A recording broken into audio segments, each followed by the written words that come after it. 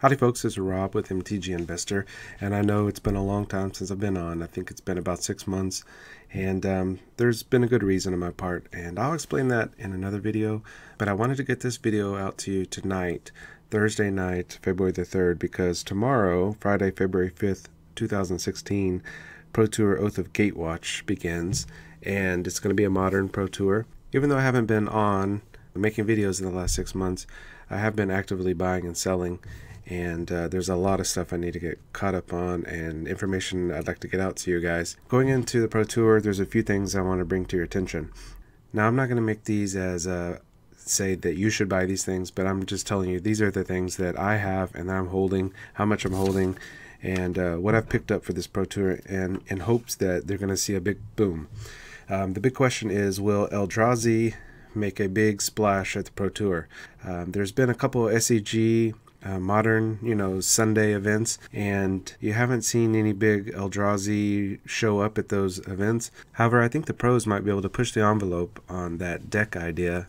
So in anticipation, I have some cards that I'm holding and some non-Eldrazi cards that I'm holding, but here they go. I'm going to just run through them real quick, and just because I got to get this video out tonight and I got to get it edited and posted and uploaded and all that good stuff. So first thing I want to talk about is Eldrazi Mimic. When that card was spoiled in Oath of the Gatewatch, I was, oh god, it was probably my very favorite card spoiled in the whole set, and I thought it had a lot of power level. I bought quite a few playsets as pre-sales because they were pre-selling for $4 a playset. So I picked up most of my playsets then, about 15 of them actually, because I just love the card so much. I don't normally buy into cards for standard, but I actually thought this would be a big player in standard. It hasn't really been played at all in standard. I don't normally invest in standard cards, but I thought this was going to be a surefire hit. Just like Hangerback Walker, I felt amazing about that when I got those for $2 a playset for pre-sales way back in the day. Anyway, I went ahead and bought these, and I think they could make a splash in Modern this weekend, because basically, first turn, I have Ugin. You can play Eldrazi Mimic for free. Boom. You have 2 in your hand, play it, play it. Next turn, you drop a creature that's a 3/3, or if you have your lands lined up, ideally for that deck, on turn 2, you can play your Thought-Knot Seer, and your Mimics turn into 4/4s, and you're swinging for 4, or if you're lucky, you've dropped 2, and you swing for 8, and if it's insane draw and you had 3, then you're swinging for 12, but that's not likely, obviously. But still, swinging for 4 on turn 2 is pretty dang good. I just love that the Mimic can become huge, and you can drop out huge Eldrazi cards on turn 2, 3, 4, 5, and the Mimic just grows every time you pop them out. So anyway, I'm sitting on 20 playsets of Eldrazi Mimics.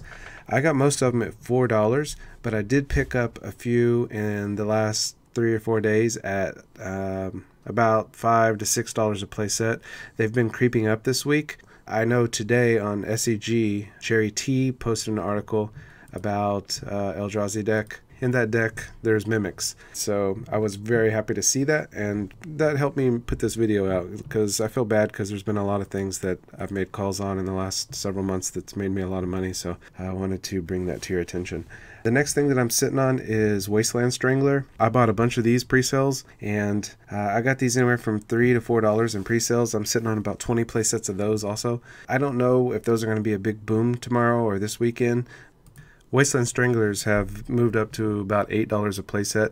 Again, I got mine in 3 to 4, and those could see a big pop tomorrow. I think that's a great card. That was also a card that I was really big on picking up pre-release, and I think they're about $8 on eBay right now. If they get played this weekend, I could triple or quadruple my money if they shoot up to $8 a pop or something. So okay, some other cards from the Eldrazi deck that I have on my radar is Drowner of Hope, and the reason I'm bringing this to your attention is because I'm sitting on 40-ish playsets. I might have close to 50 now, I'm not sure, but I just bought a ton of them because they were basically 99 cents a playset.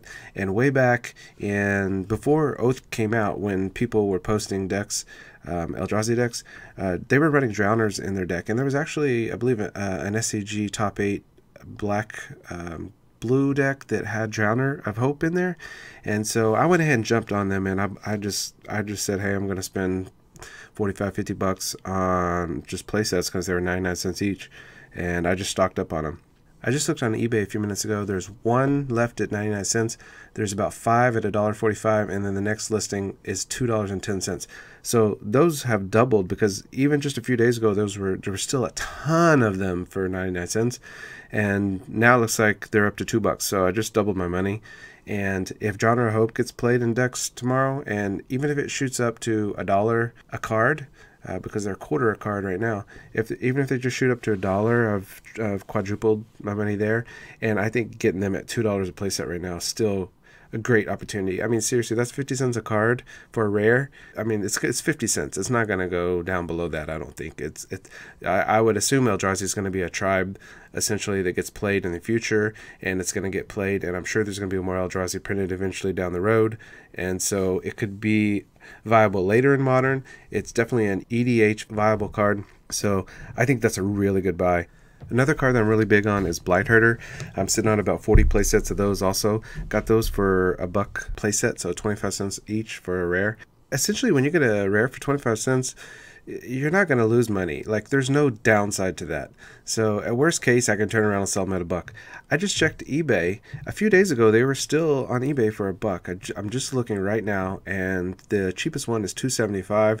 Then there's next one is at $3, and then $3.20, then up to $4. So it looks like 4 is kind of like the soft point. I still think even if you can get them at $3, $4 a playset, that's still a pretty good deal, $1 a rare. And if those get played this weekend in mass, then I mean, you're going to get a quick boom there. You're going to have to make the call on that one. So $4 playset, at $1, it's definitely a buy. I think Drowner's definitely a good card to pick up. I'm really solid on that one. So anyway, let's see what else here. Okay, here's some other cards that I've picked up for this weekend specifically. Specifically this weekend, I picked up 8 playsets of Angel's Grace. I got them for $16 a playset, so $4 a card. And I don't know if there's going to be a big movement on these or not. I'm hoping that there's going to be. That card's been slowly creeping up over the last month, and I think the reason that card's been seeing a lot of movement in the last month is because the card's being used in combination with Soulfire Grandmaster. You know, what's happening is they're paying the 4 mana on Soulfire to basically buy back the spell, and because Angel's Grace has a split second on it, they can just buy it back, and essentially as long as you can keep Soulfire Grandmaster alive, then you can sit on, and you have 5 mana, you can sit on Infinite Angel's Grace, which can't be countered. And that little combination has been played with. I don't know if that's going to happen this weekend, but because there's been so much movement on it, I went ahead and picked those up. I'm not saying you should buy them, but I'm just telling you what I've been doing. I have also been picking up a lot of playsets of Rise Fall. I have about 20 playsets of those I've been sitting on. I've got those at about an average price of about $7.50 to $8 a playset, so about $2 a card. That card's also been creeping up slowly over the last month. It may cross its supply-demand lines, and that card could see a big movement. Grixis is still being played after the Splinter Twin Summer Bloom bans. I think that's going to have some movement. It may creep up, double in price, and that's fine with me, but I think it could move 4 or 5 times higher. Another thing that I picked up, the first Modern tournament that SCG held after the bannings, there was a lot of merfolk being played. So I picked up about 10 playsets of Master of Waves because they're still pretty cheap. I got mine for $15-16 a playset. I think right now they're about 18 a playset. They've moved a little bit. If merfolk is all over the place, then Master of Waves is a mythic. It can't sit at $4 a card. It's going to have to move higher. The only reason it's at 4 is because it's from a fairly recent set, so that's going to have to move higher if that card gets played. As long as Merfolk is playable in Modern, which I don't see any reason why it shouldn't be, then Master eventually is going to creep up. So long term, Master is a great buy at $4. I mean, mythics that get played as 4-ofs in Modern decks, as the years go by, those just creep higher and higher and higher. They'll go 4 to 8 to 10 to 15 to 20. And wouldn't surprise me to see, as long as that deck is viable, to see Master of the Waves sitting at $20, $25 a card. So the only thing holding back was that it got played a lot in Standard. Another card that I picked up was Ashiok, and I have about 10 playsets of Ashiok that I've picked up at about $22 a playset.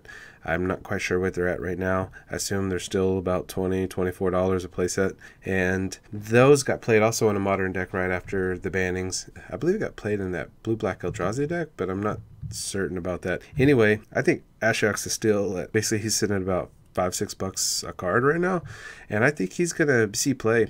I don't know if he'll be seeing play this weekend, but I think in time he's going to see play in Modern. I went on a huge buying spree in November, December, January, and I have had to kind of calm myself down the last couple of weeks. There's just a long list. I can't get to it all tonight because I got to get this video edited and posted. So the last card I want to mention is Worship.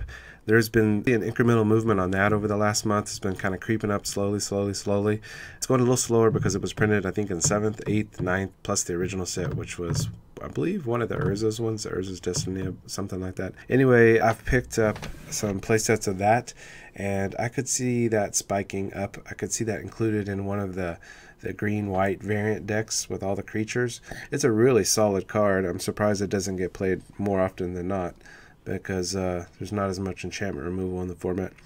Anyway, the cards that I'm most excited to be holding right now are Eldrazi Mimic, which you can still, I think those are on eBay for about $6 a playset now. So that card I'm really big on for this weekend. I'm huge on Drowner of Hope because you can still get those for $1 a playset. And I'm also excited to see what happens with Wasteland Strangler and Blight Herder this weekend. But Mimic and Drowner of Hope are the two best, like holding their value or money. If they don't become big this weekend. But we'll see. Again, I'm not saying these are buys. Like, I'm not putting these in as an official buy on my channel.